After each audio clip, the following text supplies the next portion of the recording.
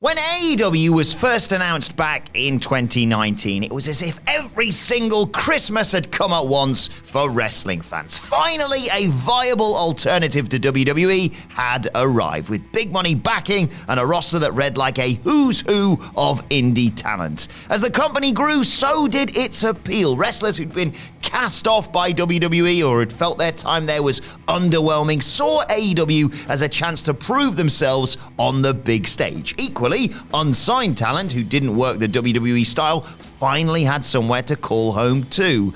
However, as time went on, it became clear that AEW was not as perfect as it first appeared. And with that in mind, I'm Adam Wilborn from What Culture, and these are 10 wrestlers who found that AEW wasn't the promised land. Number 10, Malakai Black. Let's kick things off with the reason this list exists. After his House of Black faction lost a 6-man tag at All Out 2022, you probably heard of that pay-per-view. They had a press conference after it, yeah. Malakai Black seemingly said goodbye to the AEW fans and has since confirmed that he will be taking time away from wrestling. It all started out so promising for the former Aleister Black in AEW. After shockingly being let go from WWE, Black was immediately inserted into a high-profile feud with Cody Rhodes. However, it didn't take long for things to go south. Black and Rhodes' feud went on forever, getting less and less exciting with every week. I don't believe that you're quitting, Cody, just because you left your boots in the ring. Things picked up when Malakai was joined by Brody King and Buddy Matthews, but they too were sucked into their own never-ending feud with Death Triangle. Black drifted further and further out of the spotlight, eventually leading us to where we are now. Number 9, Bobby Fish. Another performer who has recently left AEW is former Undisputed Era member and mustache enthusiast, I can relate, Bobby Fish. Bobby Fish was the first former member of the Era to join AEW, paving the way for Adam Cole and cool Kyle O'Reilly to join the promotion and reform the group. Unfortunately, through some poorly timed injuries, the New Era were very stop-start, and their storyline with the Elite never reached the heights that many wanted it to. Fish had, let's just say, other issues outside of Cole and O'Reilly's injuries too. He took serious issues with CM Punk, particularly over a match the two had on Dynamite. He called the straight-edge superstar, and I believe this is verbatim, Number 8, Big Swole.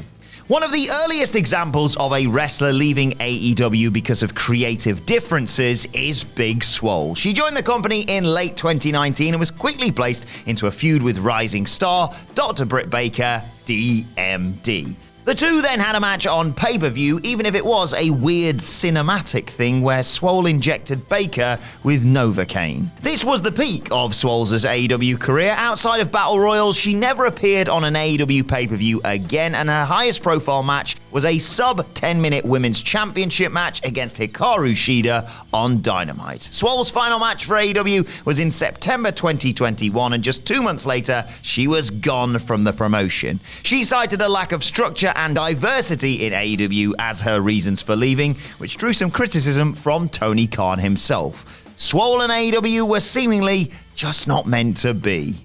Number 7, Ethan Page. AEW seems to have a new star join its roster every other bloody week, and as a result, a wrestler who makes a big, shocking debut one week can soon find themselves just lost in the shuffle just a few weeks later. One such example of this is All Ego Ethan Page, who made his own shock debut at Revolution 2021 as part of the Face of the Revolution ladder match. The former Impact star had a lot of fanfare behind him and soon found himself in a tag team with Scorpio Sky, named the Men of the Year.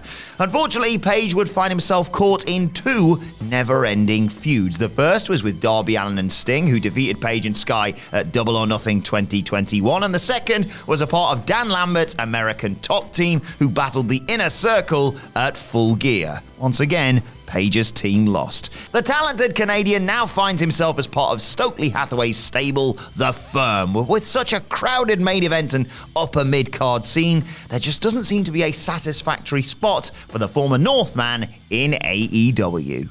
Number 6, Brian Cage. Another former Impact star who made their AEW debut in a high-profile ladder match, the Machine Brian Cage appeared as the Joker in the Casino ladder match at Double or Nothing 2020. Cage was victorious in the match, inserting himself and his new manager Taz straight into the main event picture. However, after the powerhouse squandered his title opportunity against Jon Moxley, things soon went downhill. He would be awarded the FTW Championship by his new mentor and defend it a couple of times, but after he lost the belt to the absolute beast that is Ricky Starks, Cage's presence on AEW TV began to dwindle. He would eventually find a home in Ring of Honor, but this too had the rug pulled from under it when his new manager Tully Blanchard was seemingly let go.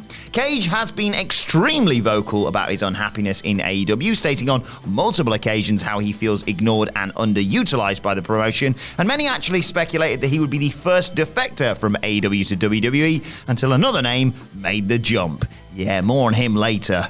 Number 5, Miro. Whether he was riding a tank or celebrating a holiday of his own creation, Rusev was a fan favorite for years, despite WWE's best efforts to slow his momentum. When he was released in 2020, fans were chomping at the bit to see where the Bulgarian brute would land next. Now going by a shortened version of his real name, Miro touched down in AEW as Kip Sabian and Penelope Ford's best man. After a slow start, Miro eventually found his footing in the company when he beat Darby Allin for the TNT Championship. He would go on to have one of the best reigns with the title before he lost it 140 days later to Sammy Guevara. Miro would then go down with an injury plus shoot a TV show before returning to the company in June 2022. Since then, however, he has been very vocal about his position on the card, recently liking a tweet that suggested that he had it better in WWE. Let's hope God has a plan for his favorite champion.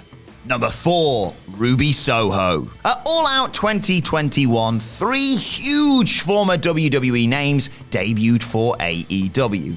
Adam Cole and Bryan Danielson have both seen great success in the company, whilst the third name has floundered somewhat.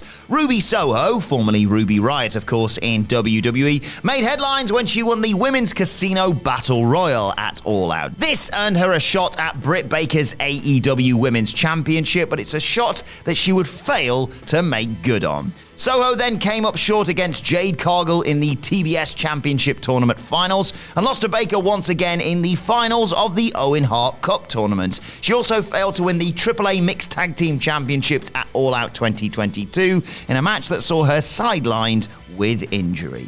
In the space of a year, Ruby has gone from being one of the most exciting prospects in the women's division to just another name on the roster. Her 3 major losses have really extinguished her spark in AEW, and it doesn't look like the company is putting any work in to build her back up again. Number 3, Andrade El Idolo. As Andrade Cien Almas in NXT, the man formerly known as La Sombra in Mexico and Japan wowed audiences with his athleticism and heelish antics and had one of the best runs in the brand's history as a villainous NXT champion. Andrade's time on the WWE main roster was a very different story. His accolades were few and far between, and he was eventually given his release in 2021. He turned up in AEW just a few months later, now calling himself Andrade El Idolo, but over the next 18 months or so, he's just done, well, not very much. El Idolo feuded with Pac, tried to buy Darby Allin from Sting, stole Matt Hardy's faction, brought Roosh into the company, who also hasn't really done that much, and recently competed in the Casino ladder match at All Out 2022. But he's had very little lasting impact on the company. Much like Miro, he too is a big name with a lot of potential that is being swamped by the influx of more recognizable faces in AEW. Whilst he has the talent, he just lacks the name value of a Bryan Danielson or an Adam Cole, and his AEW career has suffered massively as a result. Number 2, CM Punk. He's already been partially responsible for one name on this list, so it's about time he got his own entry. Who could have foreseen that almost a year to the day after his first match for AEW, CM Punk would have what could potentially be his last for the company. After a year of incredible storylines and matches with men like Eddie Kingston, Wardlow, and of course MJF, my best friend, Punk went off the rails at the post-All-Out media scrum, making comments that led to him and the Elite being suspended after a backstage brawl. The two-time AEW champion spoke very highly of the company in his electrifying return promo on Rampage, calling it his return to professional wrestling. Just 12 months on, in another equally famous promo, he lambasted the AEW locker room, calling them children and, well, other names I'm not going to repeat here. Ego has always been part of CM Punk, and this time it seems to have cost him his place in AEW. It is clear that the company wasn't the oasis Punk wanted it to be, and whether or not that's on the company or the man, it is a sad sight for all of those who are so excited to see him back. Number 1, Cody Rhodes.